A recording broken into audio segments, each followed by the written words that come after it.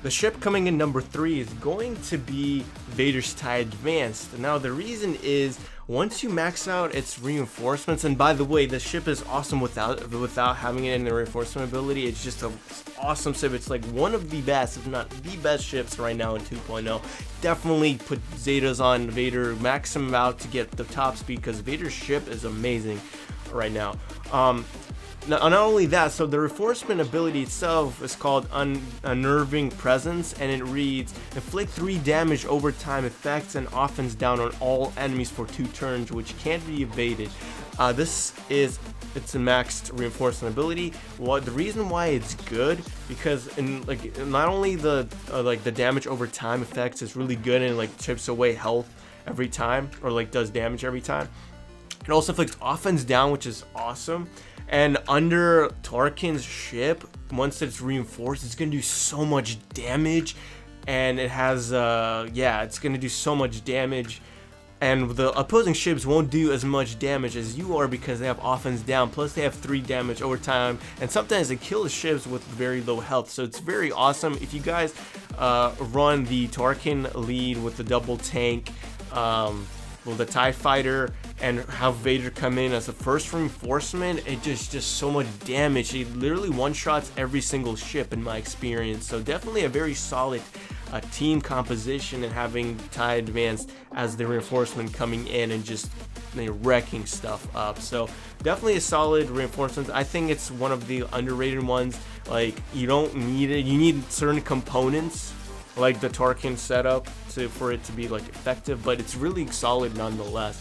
So if you guys are aiming for the Tarkin composition that I just talked about, go ahead and make sure you need TIE Advanced maxed reinforcement for it to work, to be able to have like a defense chance in your arena shots, stuff like that. So anyway, so definitely a solid upgrade, and you guys should definitely think about investing in this one.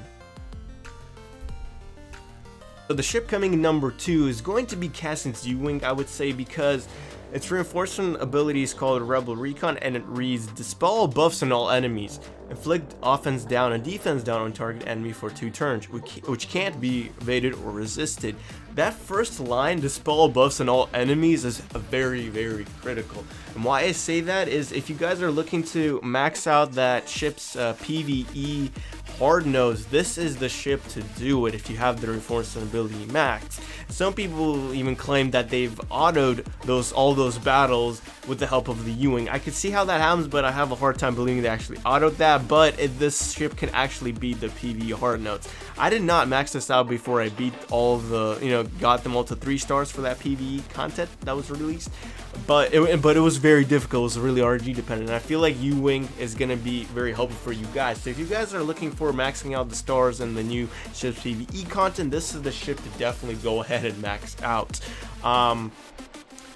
Side note, also, I would max out a Plo Koon's reinforcement ability that heals and dispels all debuffs from your side of the ships. This is good for PvE and stuff like that, but it's not on the list, but it's just like an honorable mention, I guess. That's in par with in the same level as Cassian's U-Wing. Not only the reinforcement ability, but his Cassian's U-Wing kit is really good. You could use the move Gorilla Strike, which deals special damage and to target enemy and cause a target ally to assist, which can take out ship. You could stealth the U-Wing itself and another ship of your choosing, and it does a basic attack. So it's a very good ship overall, but you definitely want to use it as a reinforcement ship, never in the starting lineup. So let's move on to the last ship that I think is the best reinforcement ability in the game.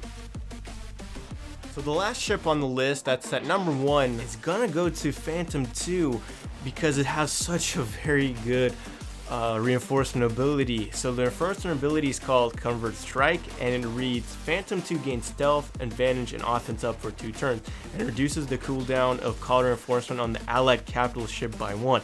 That last line, reducing capital, calling in a ship by 1, is really, really critical also. This can be used anywhere. This is another great ship to use if you haven't maxed out for the reinforcement ability to use in the PvE ships content to get those max stars. Very good, and you could definitely utilize this in ships and territory wars and territory battles. It's a very, very solid ship because, you know, you get to call in 2 for 1. Which is very awesome because you'll call another ship right away in the next time you use the ship, the capital ship abilities. You get a chance to call in another ship, and which is very awesome without any cooldown. So it's very cool. That's what it's primarily used for. But not only that, it's like it just has a great kit. Also has like damage. I would definitely max out the megas on the damage for that, you know, maximum impact and the basic. Very good stuff.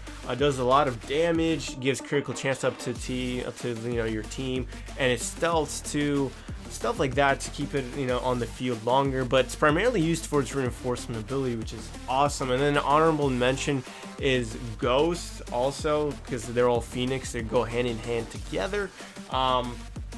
It has synergy, so maybe if you guys want to have like some faction synergies with Rebels and with Phoenix, that's another ship to look into. But I don't think you guys should invest in that ship just yet.